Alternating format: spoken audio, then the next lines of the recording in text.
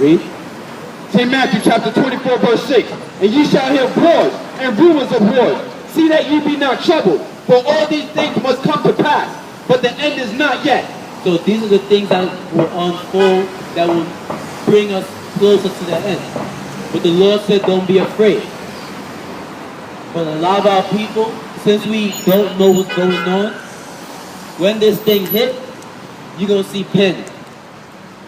You're going to see a lot of civil unrest, and then here comes martial law.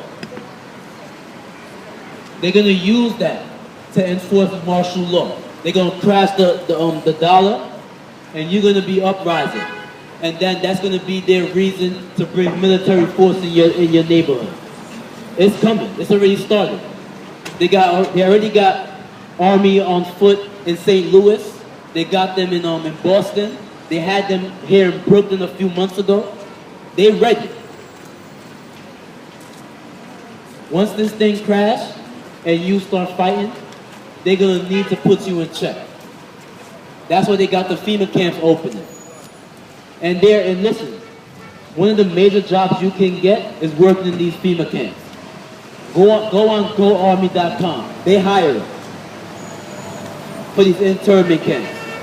And listen, if they are hiring for these FEMA camps, that means they are planning for somebody to be in it. So listen, it's coming. Your lives are about to change. All this fun and games that you have in here is all about to stop. All of it. So enjoy it while it lasts. It's all going to come to an end.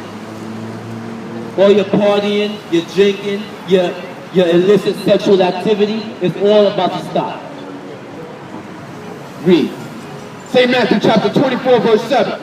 For nation shall rise against nation, and kingdom against kingdom. Nationality against nationality. It's coming. Read. And there shall be famines, and pestilence, and earthquakes in diverse places. There will be famines. What famine is it talking about? Amos 8 and 11. A famine of the word.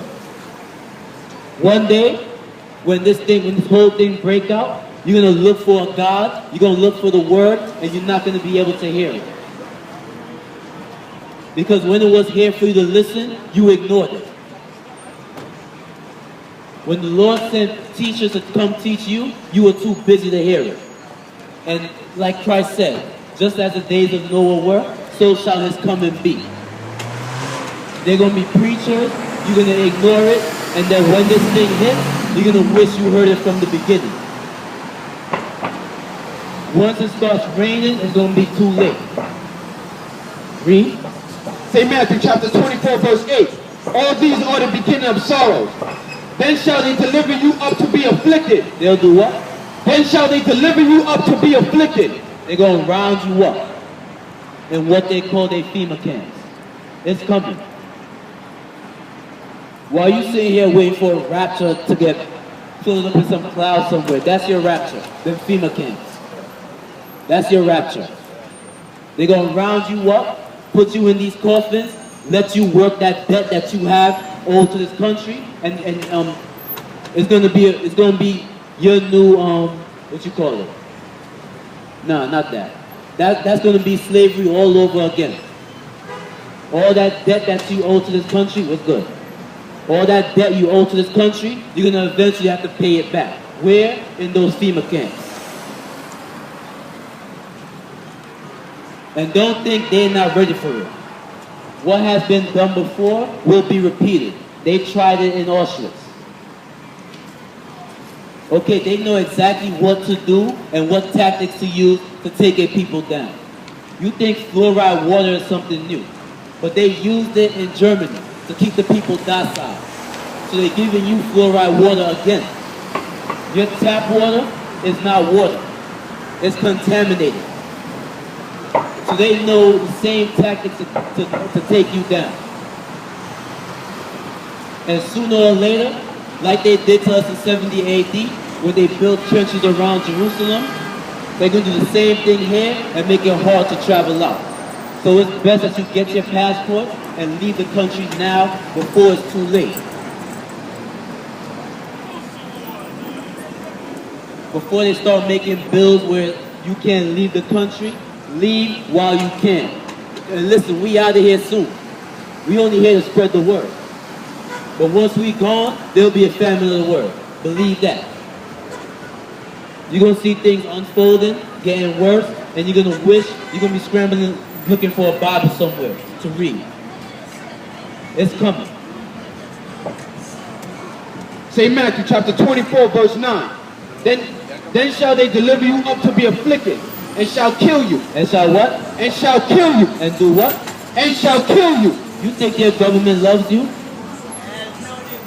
They are planning your demise. Their plan is to kill you. They know who you are, like I said. Don't think the government is for you. It's against you. And those who are not with it, they're definitely against them. Listen, I'm sure they probably got my name and my face on a red marker somewhere. But listen, I don't care. This word is worth it. That death is worth it for Christ. So listen, they're already planning a mass depopulation. And this is nothing new. They did it in Egypt during Moses' time, and they did it in Judea during Christ's time. So killing off Israelites is nothing new. And listen, of course they will keep the same plan because it always worked. They would never change it. Read. St. Matthew chapter 24, verse 9. Then shall they deliver you up to be afflicted, and shall kill you, and ye shall be hated of all nations for my name's sake. For whose name's sake? For my name's sake. See, that makes me question what's going on in these churches. Because here Christ just said that you will be hated for his name's sake. What happened to that part of the gospel? That makes me question what is going on in these churches. Everybody just wants to be loved. But Christ said those who follow in him, they will be hated. Once you pick up this Bible and start following what's being written, your family will start to watch you different. They'll start to question, oh, are you in a cult? You will be hated for following Christ. Read. St. Matthew chapter 24, verse 10. And then shall many be offended, and shall betray one another, and shall hate one another. And many false prophets shall rise, and shall deceive many. And this has happened already. Many false prophets have already risen. Why do you think there's so many churches? Why didn't they give you this prosperity movement, where if you're rich, you're blessed? Listen, your substance does not make you the person. I don't care how much money you have. The money does not make you a man. It's your spirit. It's your dignity. It's your honor that makes you a man. I don't care how much money you got or what type of car you whipping up or whatever. That don't make you a man. Because once you die, the next man gonna spend that money. The next man gonna be driving in that car. The next man gonna be living in that house. So your substance don't mean nothing. You came in this world with nothing, and you will leave this world the same way, empty-handed. Read. St. Matthew chapter 24, verse 12. And because iniquity shall abound, the love of many shall wax cold. So since sin is all over the place, the love of many will wax cold, excuse me. Everybody will start to hate everybody. That's what's going on. And listen, these are the signs of the times. Let me see 16. This is a sign of the times, man. This is proof that we are in the end. Earthquakes in diverse places, famines, pestilences, wars, everybody hating each other. We are in that time. Read Matthew 16. The Pharisees also with the Sadducees came, and tempting desired him that he would shew them a sign from heaven. He answered and said unto them, When is it evening, he said, it will be fair weather for the sky. Hold on. Sorry. Alright. Read from the verse you just start from the top. Matthew 16 and 1. The Pharisees also with the Sadducees came, and tempting desired him that he would shew them a sign from heaven. And he answered and said unto them, When it is evening, ye say, I will be fair weather, for the sky is red. And in the morning it will be foul weather today, for the sky is red and lowering. O ye hypocrites, Ye can discern the face of the sky, but ye cannot discern the signs of the times. So what Christ is saying is this. For example, when you come outside or if you look out your window and you see clouds, you know that rain is coming, right? So you know to bring an umbrella. When you see the red sliver of the sun in the sky, you know the sun is going down. It's about to be night. So what Christ is saying, you can discern the face of the sky. That means you understand what the sky is saying or the signs or whatever. For another example, once you see the leaves start falling, you know we're going into winter. So you can discern the signs of the sky, but you can't discern the signs of the times. You can't see the times that we are in, that we are near the end. You can't see the death, the murder, the killing, the wars, and you still can't perceive that we are near the end. That goes to show where your mindset is at. You are lost. If you can tell when it's about to rain, how you can't tell that we in the end? Get Ephesians 4.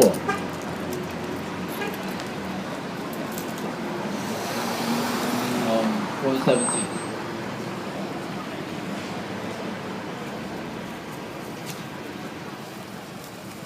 That's the hypocrisy, man. How can you not see that we are in the end? Read. A wicked and adulterous generation seeketh after a sign. And why did Christ say a wicked and adulterous generation? That's the generation that we live in today. Wicked and adulterous. Everybody's sleeping around with everybody with no accountability. Adulterous. Our people are wicked. We choose to follow this society and not come back to the law. A wicked and adulterous generation seeketh a sign. Another problem with our people. We will not believe anything until we see a sign somewhere. Like you expect God to come down and tell you, okay, wake up. When the sign is right here. This should be the biggest sign that young brothers are coming down and preaching the word. And we're not out somewhere popping bottles. Or chasing after some one night stand. This should be the biggest sign right here. Read. And there shall no sign be given unto it, but the sign of the prophet Jonas. That's the only sign that you'll be given. The sign of the prophet Jonas. Meaning, this is a sign of when Christ will be in the earth 3 days and 3 nights. And what Jonas did in Nineveh when he preached. So one of the biggest signs of the end is people coming out and tell you what's about to happen. And before the Most High took down any society or government or kingdom, he sent out preachers, man. He sent out people to warn. He sent out teachers to warn the people. But you since you're too busy, you can't even look at the sign for yourself, man. It's right there in front of your face. And you still can't even perceive it. You still can't fathom that we are in the end. One of the biggest signs. Ephesians 4 and 17. We're probably going to end it with that. Again, later. Ephesians chapter 4 verse 17. This I say therefore, and testify in the Lord, that ye henceforth walk not as other Gentiles walk, in the vanity of their mind.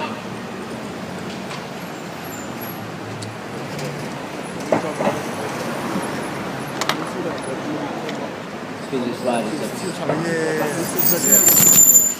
I know him. You know him? Oh, yeah, I'm about to say, you know, nah, because he,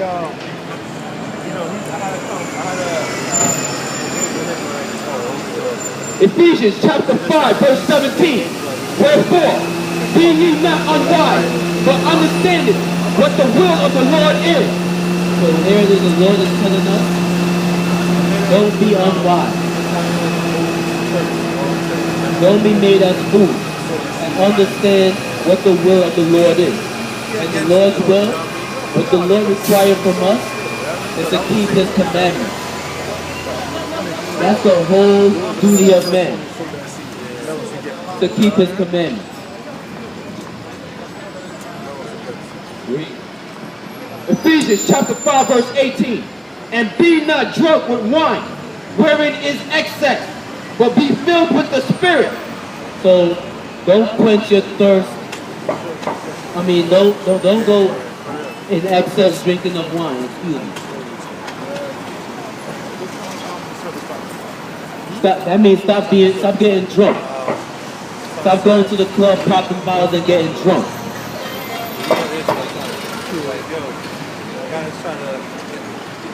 Be filled with the Spirit. Connect back with the Most High. Read. Ephesians chapter 5, verse 19. Speaking to yourselves in psalms and hymns and spiritual songs. 14, I'm sorry. Start from verse 14, I'm sorry. I don't know why I keep saying 5 and 7. Yeah. Start from verse 14. Ephesians chapter 5, verse 14. Wherefore he saith, awake thou that sleepest. So, like I said, the Lord is telling you to wake up. It's time to start thinking, man. It's about time we start thinking for ourselves and stop waiting for what the TV wants us to think about or what our educational system wants us to think about. Put down the drugs. They're trying to stop you from thinking because your mind is a powerful thing. But once you are destitute of that, they can control you. So you all be in control because you can't think for yourself. So it's time for you to start thinking, start using your brain. Everybody that's existing got a mind of their own. It's time that you start using it. Use your head, man. Start thinking. It has not become illegal yet. Start thinking, man. Wake up. Read. Ephesians chapter 5, verse 14. Wherefore he saith, awake thou that sleepest, and arise from the dead, and Christ shall give thee light. So once you come back to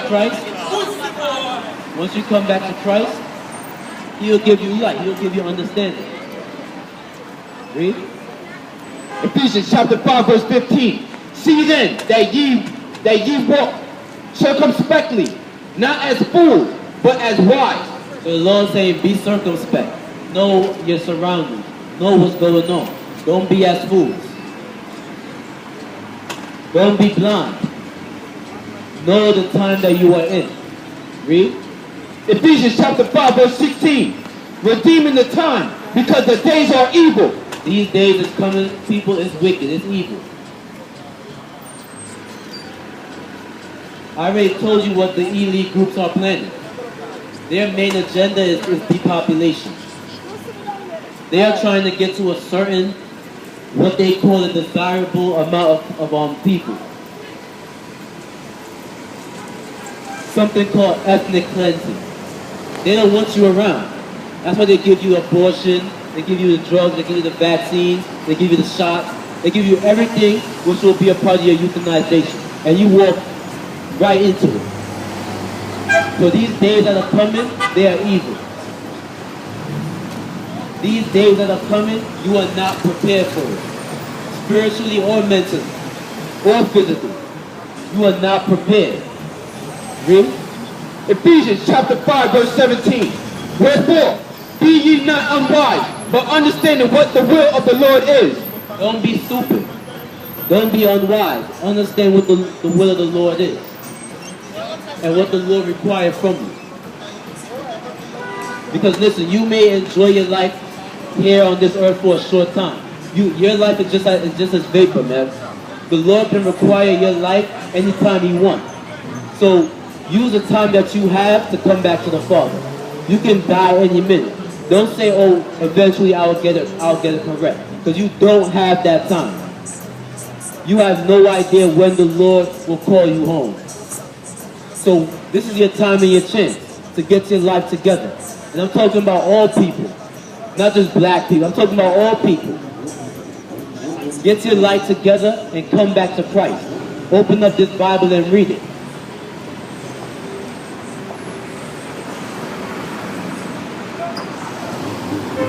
What verse you at? Ephesians chapter 5, verse 18. And be not drunk with wine, wherein is excess, but be filled with the Spirit, speaking to yourselves in psalms and hymns and spiritual songs, singing and making melody in your heart to the Lord, giving thanks always for all things unto God and the Father, in the name of the Lord Jesus Christ, submitting yourselves one to another. That's another thing. We have to always give thanks to the Father. Give thanks to the Father that He at least woke you up. Huh? Sorry? This guy? No, there's no such thing as him being Christ. No. What is this? Oh, we believe in Christ. Not this guy, no. Yeah, this guy right here, slavery. Alright, yeah, definitely. Yeah. Here you go, bro. Alright, bless you, bro. Take a fly. So yeah, always give thanks, man, because the Most High, like I said, He can require your soul anytime He's ready.